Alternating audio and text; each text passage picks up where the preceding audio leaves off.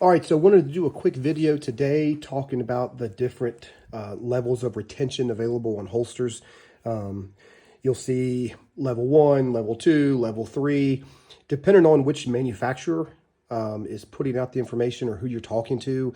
They vary a little bit. It can be a little confusing. So just wanted to do a quick video talking about the differences and kind of pointing out some of the variations that could be between manufacturers.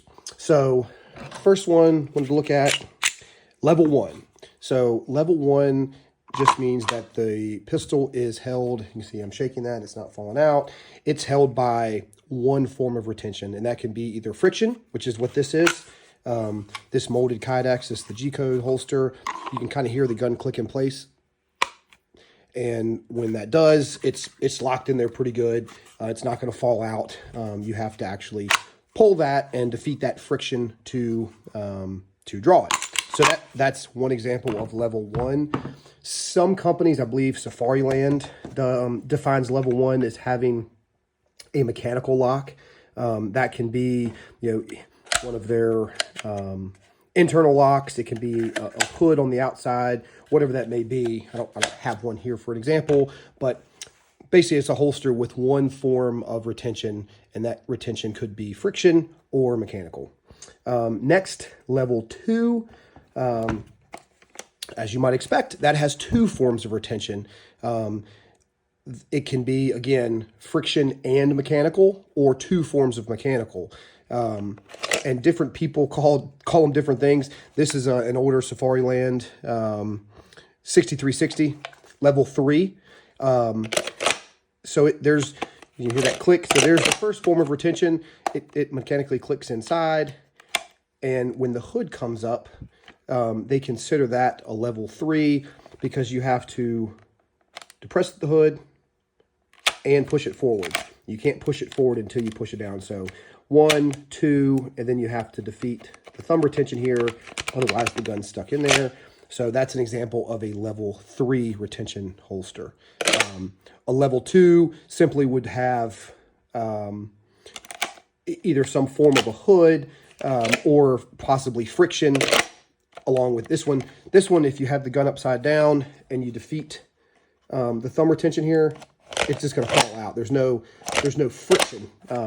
So if you had a holster that had friction and a thumb release, that could be an example of a level 2 holster. And again, and here's the newer Safariland. I think this is the 7360 RDS level 3. And it has the same 3 levels of retention. This is just a hood here to protect the red dot or optic. It's not really a form of retention. You can keep it up or down or take it off. But again, this one you have to depress and push forward. And then after that's done, you have access to the thumb retention here that you can pull to defeat. It will not come out until you break this. Who needs a level 3 holster? Law enforcement. If you're walking around open carrying as an officer all the time, you don't want someone like with something like this just to walk up behind you and grab your gun. You can take that out very quickly and really could be surprised by that. Whereas this, you have to do a whole lot. You have to push this down, throw it forward, defeat this.